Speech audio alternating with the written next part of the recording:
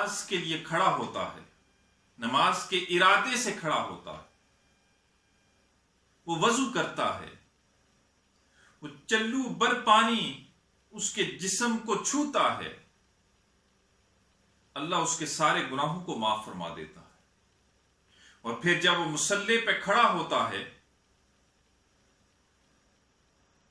تو ایسے گناہوں سے پاک صاف ہو جاتا ہے جیسے اس کی ماں نے اسے آج ہی جنم دیا ہے۔ آقا کریم صلی اللہ علیہ وآلہ وسلم نے فرمایا کہ جب بندہ نماز کے لیے کھڑا ہوتا ہے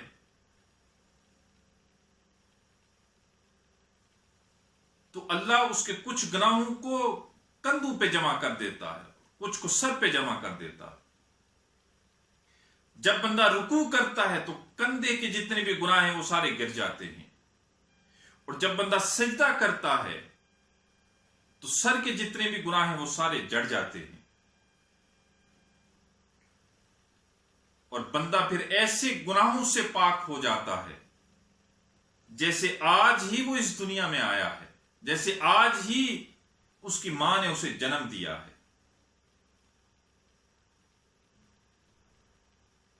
میرے بھائیو، نماز واحد ذریعہ ہے اللہ سے تعلق بنانے کا۔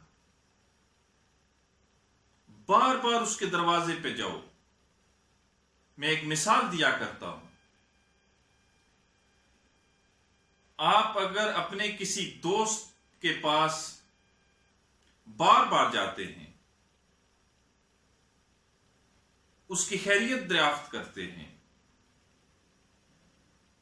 تو آپ کا تعلق بڑھے گا یا کم ہو جائے گا؟ بڑھے گا، زیادہ ہو جائے گا۔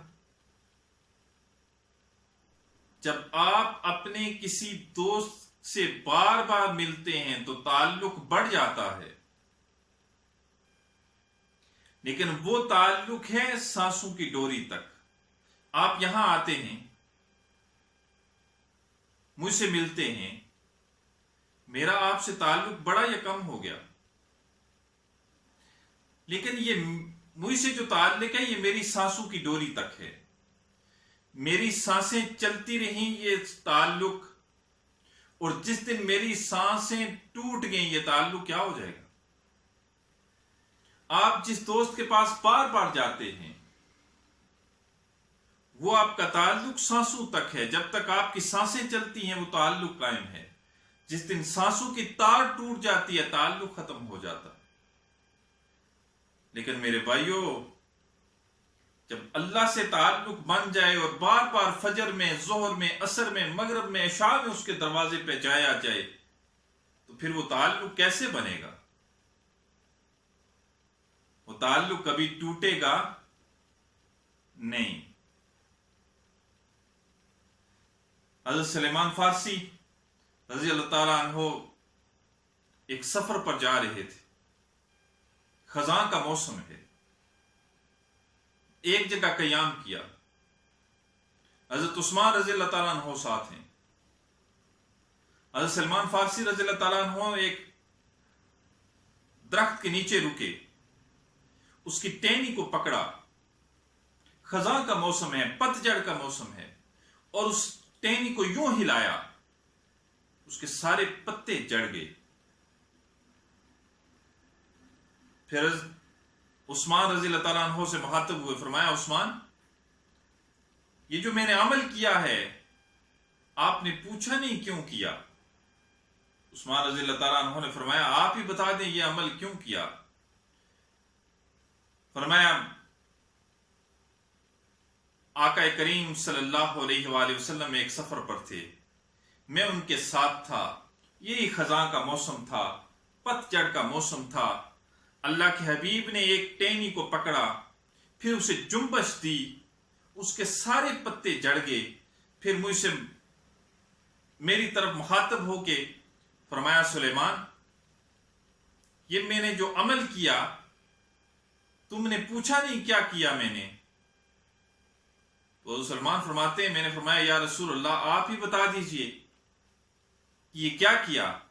تو اللہ کے حبیب نے فرمایا کہ سلیمان جب بندہ نماز کے لیے کھڑا ہوتا ہے اللہ تعالیٰ اس کے گناہوں کو ایسے جاڑ دیتا ہے جس طرح یہ خزاں کے موسم میں نے اس ٹہنی کو جنبش دی ہے، اس کے سارے پتے جڑ گئے.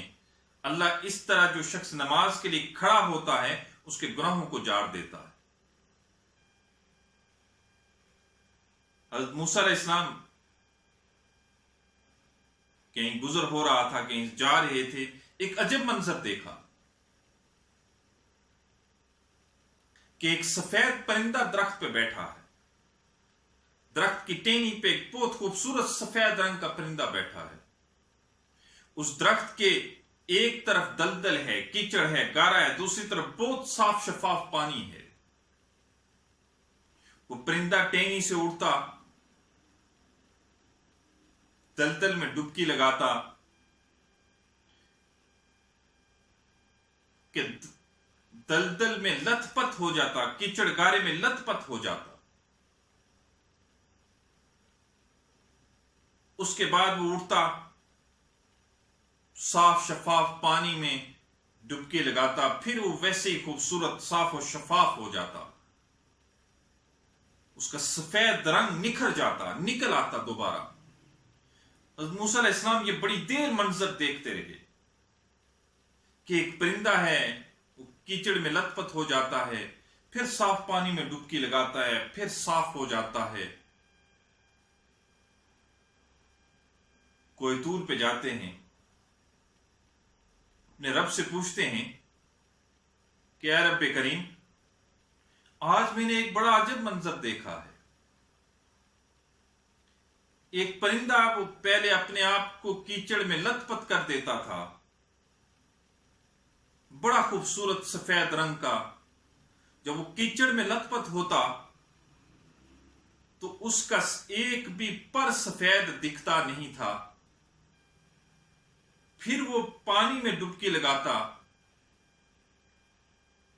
پھر وہ اسی طرح دھل جاتا، وہ صاف سفید ہو جاتا، وہ کیچڑ سارا اس سے دھل جاتا. یہ منظر کیا تھا؟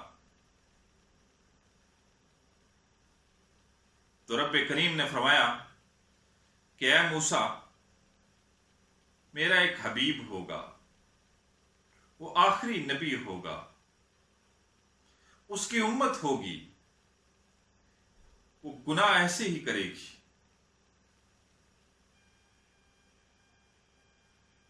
کہ گناہوں میں بڑھ جائے گی،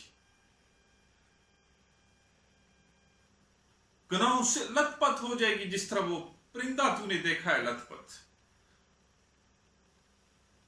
پھر وہ وضو کرے گی، نماز کے لیے کھڑی ہوگی.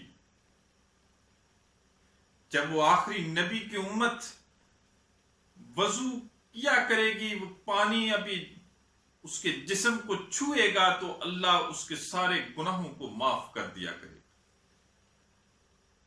اسی طرح میں معاف کر دوں گا جس طرح وہ پرندہ جب صاف و شفاف پانی میں ڈبکی لگاتا ہے تو وہ اس کا سارا کیچڑ دھل جاتا ہے. اسی طرح میرے آخری نبی کی امت بڑی گناہگار ہوگی. وہ میرا محبوب ہوگا، وہ میرا حبیب ہوگا. اس کی امت جب گناہوں میں لت پت ہو جایا کرے گی تو پھر وہ نماز کے لیے اٹھا کرے گی، وہ وضو کیا کرے گی، وضو کا پانی اس کے جسم کو چھوا کرے گا، میں اس کے سارے گناہوں کو معاف کر دیا کروں. میرے بھائیوں، نماز کی طرف آ جاؤ، جس کے لیے آقا کریم نبی آخر الزمان صلی اللہ علیہ وآلہ وسلم نے فرمایا میری آنکھوں کی ٹھنڈک نماز ہے،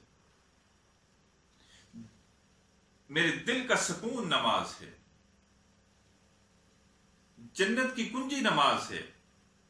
تمہاری دنیا میں سے مجھے 3 چیزیں پسند ہیں. خوشبو بڑی پسند ہے، وہ بیوی بڑی پسند ہے جو اللہ کے حقوق پہ ادا کرتی ہے اور خاوند کے حقوق پہ ادا کرتی ہے، اور نماز تو میری آنکھوں کی ٹھنڈک ہے. نماز تو میری آنکھوں کی ٹھنڈک ہے۔